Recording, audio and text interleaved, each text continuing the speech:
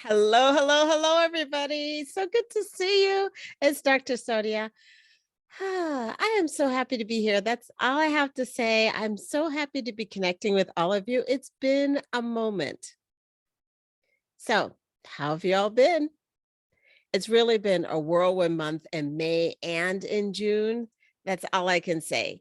We're ending up June with our honeymoon, and we're heading into July with adding a new child to our family. It's just going to be a great time in our life. So there's a lot happening right now, and we're pretty excited. And also, I'm just excited to be here with you today and to talk to you and just to catch up, see what's going on. How are you enjoying your summer? How was your 4th? So good to see you all. Okay, so in May, we had all the soul bursting activities for the Lit Click Club, which, by the way, is going very well. And if you're interested in joining, there will be notes and links in the notes. Go ahead and click on the link and find out more about the Lit Click Club. But as I said, that is going fabulous. We're having such a good time with that. And as I was saying, it's just been too long since I've seen you.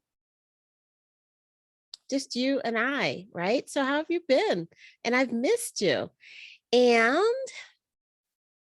let's see what else is going on in our life. Well, as I mentioned, we had May was pretty busy, and then the end of June was all about Pride Month. And then we started with our last episode, which was with Coach Lisa, who's wonderful. And we were talking about body image. That was so good. It's such an important aspect of life. Women and body image, we should be in a place where we just love our body. We just know how incredible it is. And we celebrate all different bodies and recognize how amazing the human body is and how amazing our body is in particular. And we just need to get rid of all the shame and this notion, this concept that there's only one body type for everybody. That is not true at all. So I was so happy to be able to do that segment with Lisa and just realized that my phone is not turned to do not disturb. So I wanted to make sure that it was like that during our call. Alrighty, so let's talk about something else today. Today, I want to talk about a specific part of your body, not specifically body image, but a specific part of your body, one that doesn't get that much attention. It's so lonely and it's so sad. And it's time to shed some light on it and to get some more attention. And what am I talking about? I am talking about your vulva. So for those of you that are joining me online and can see the video, this is my vulva puppet, Iris, and the vulva is just an amazing structure. It is basically the external genitalia, the female external genitalia, right? And if we're talking about things, we're talking about structures. There's the mons pubis. That's that hairy fat pad that's basically anterior or in front of your pubic bone. And it's formed from the fusion of the labia majora. This is the labia majora on my puppet, and it comes together here. And then we had the mons pubis. And then we had the labia majora, which are the outer lips of the vulva, and the labia minora, which is the inner lips of the vulva. And then we also had the vestibule, which is protected by the labia minora, which is the inner tissue of the vulva. And it surrounds the opening of the vagina, and it also surrounds the opening to the urethra, which is the tube between our bladder and the outside. Okay, so those are the structures, the main structures that make up the vulva, right? There's also the Bartholin's glands as well. And then there's my favorite structure of the vulva, and that is the clitoris. And we'll be talking a little bit more about the clitoris. But I wanted to spend, before we jump to the clitoris, which we all love, I wanted to spend a moment talking about the vulva. And I love this section in the Vagina Bible by Jen Gunter. She has this section that I just think sums it all up. And so I wanted to read it to you. So, no woman has ever benefited by learning less about her body. The vulva is the ultimate multitasker. It's the most important organ for sexual pleasure. It protects the tissues at the vagina opening. It's built to handle the irritation of urine and feces, and it can deliver a baby and heal as if nothing has ever happened. And let's not forget the orgasms. And it's just an amazing. But the vulva is also often neglected. A lot of this vulva neglect is a result of patriarchal society's lack of investment in and fear of female pleasure. We exclude the vulva from conversations about women's bodies and sexuality. We erase the organ responsible for female orgasms. We also make it harder for women to communicate to their healthcare providers about their genitalia, right? So there's some important things to be aware here. And I definitely love what Jen Gunter has to say about that. So why am I spending so much time talking about the vulva? Because it is amazing. And as women, we may not have been given the opportunity to become friends with our vulva. This is something to think about. Some women grew up in families where they were encouraged to learn more about their vulva. They're encouraged to spend time with themselves and understand their body more. But that doesn't necessarily happen in all families. So at some point in our life, and maybe that point is now, we get to have a relationship with our vulva, right? And you might be asking, why do we need to be friends with our vulva? The answer is because it's one of the most important relationships you're ever going to have in your entire life.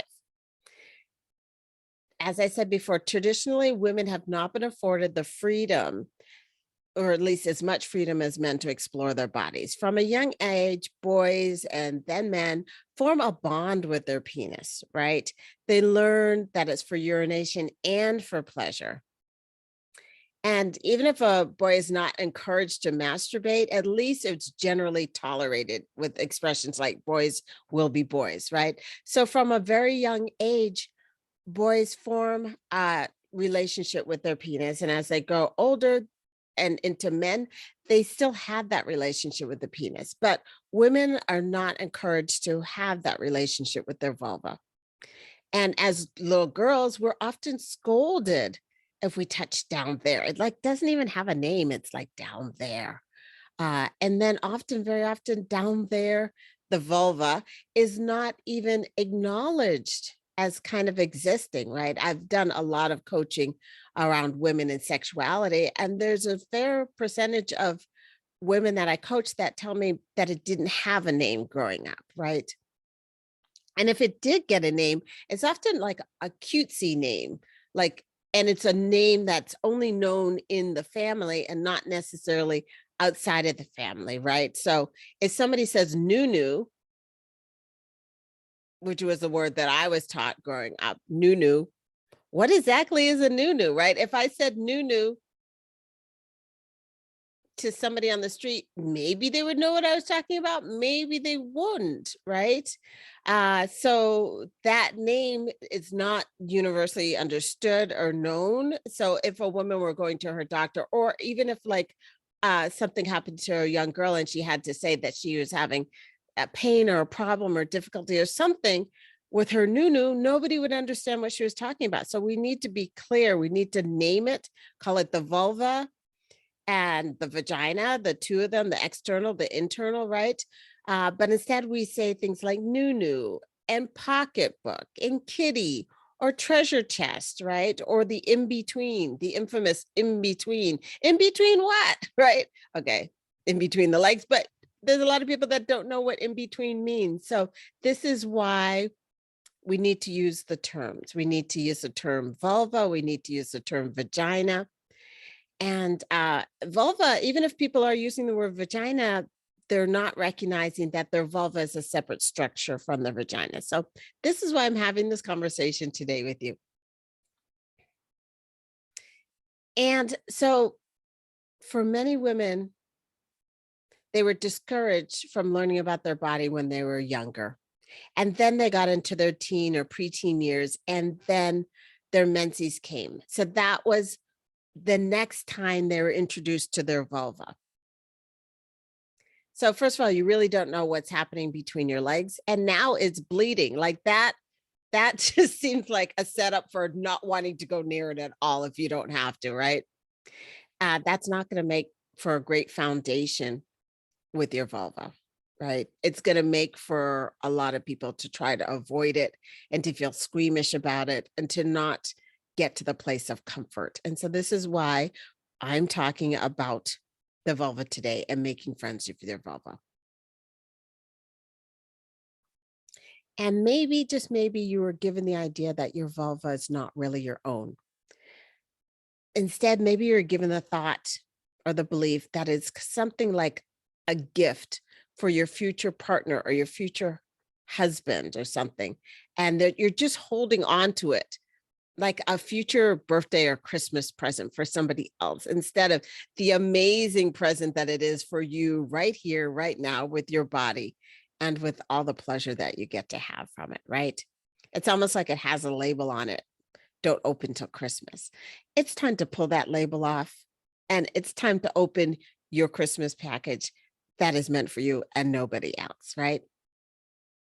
So hopefully somewhere in the last 30 or 40 years, you've had a chance to explore your body and explore your vulva.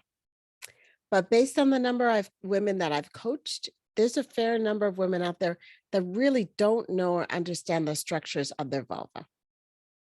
Well, the time has come to understand and connect with your vulva, especially the star of the vulva, which is your clitoris. So good, so good. So, talking about the clitoris is about 3 to 4 inches in height. Okay. It's made up of a glans, which is the tip. There's also the neck and the body. And for those of you that are not watching the video of this podcast, I'm also going to be including some illustrations so you can get a better idea of what I'm talking about. So it has a glans, which is a tip. It has a neck, it has a body, and it has 4 legs, vestibular bulbs, and the cura. And its only function in this beautiful little thing, its only function is for your pleasure. And I think that is so fabulous that there's one structure on your body that is meant just for you. But so often we come about it at a different way. Like we're like, okay, we first of all, we think that this is the clitoris, it's just the little tip that's peeking out, but the structure actually goes deep under your labia. And if you are maybe one of those people that's really sensitive to the tip, you don't have to touch the tip. You can massage the labia and you can get stimulation to your clitoris and have pleasure that way. So you get to determine how you want to interact with your clitoris, right?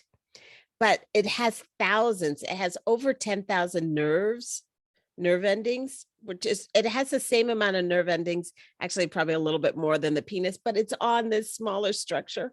So it's so amazing, right? It's shaped like a wishbone. So, hey, make some wishes. Yeah, make some wishes come true with this thing. And it's highly responsive to tactile stimulation. And for those of you that may not know it, 85% of women need clitoral stimulation. Only about 15% of women can come from penetration alone. The majority of women will need some stimulation to their clitoris in order to have an orgasm. So penetration alone, penetration is great, but we need to understand that only 15% of women will come from penetration alone.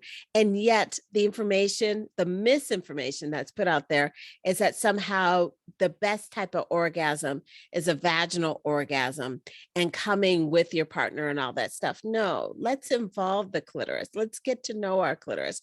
Let's become best friends with our clitoris, because this is your ride or die, right? She's always with you and she always has your pleasure in mind, right? So we just need to give her some kudos and love and to appreciate her. And she gets to be your bestie, right? Why not? It goes everywhere with us. It's probably one of the most neglected parts of our bodies. The clitoris is lonely. Like, we don't spend that much time with her. We really need to spend time with her, right? All it wants is our appreciation, wants to be our bestie. And we have been taught to focus on the vagina and to focus on other people's pleasure. And it's time to shift that focus. Your clitoris deserves your love and attention. That's all I have to say. Yeah. Ask her how she feels. Spend some time with her. Get to know your lick clitty. I call her lick clitty. Lick clitty is like the best thing in the world. Get to know lick clitty. She loves you. She just wants to be your bestie, right? And understand that everybody's lick clitty is different. My BFF lick clitty is different from your BFF lick clitty. And you get to find out all about your lick clitty. That's the part that I love about this, is it's an exploration and an understanding that no two are the same. Like diamonds, right? And that's why I call you guys my diamonds, because no two of you are the same, right? And be aware that your lick clitty can change with time. As your hormones, your androgens, your estrogens decrease in your body, it affects your clitoris. The nerve endings, the stimulation, things might need to change. As estrogen drops, your clitoris is affected. And so the lick clitty that you had at 15 may not be the lick clitty that you have at 55, right? So you'll need to know and keep knowing and having a relationship with your body and your clitoris so that you understand it as time goes on, because it will change, it will be different, right? So our vulva changes as hormones change, as we give birth. Just because we enjoyed one form of stimulation at one point in our life doesn't necessarily mean that we enjoy it now, and that's okay. Take the time to know the lick clitty that you have right now. Take the time to know the clitoris that you have right now, right? Yes. So that's what I have for you today, diamonds, is an appreciation of your clitoris, of your own BFF, of your lick clitty. And maybe spend some time thinking about your vulva and your clitoris. What would you like to know about your vulva? What would you like to know about your clitoris? What would you like to ask her? Is there anything you'd like to say to her? Maybe you'd like to say, I'm so sorry I haven't spent enough time with you, but from now on, we're going to have a weekly date. Maybe that's what you'd like to say to her. Maybe you'd like to say, I appreciate how you always make sure that I have an orgasm. Thank you for being you. Maybe say something like, you know, I haven't learned that much about you, but that is going to change, because you are my ride or die. You are my BFF. You're always there for me. And you're just a hand reach away, right? It's so good. So that's what I have to say today. It's so good to be back. It's so good to see you all. And I will talk to you pretty soon. And I have a friend that's going to be drawing a picture of my cartoon lick clitty. So we're going to have a little bit of fun with her over the next couple of weeks. Okay.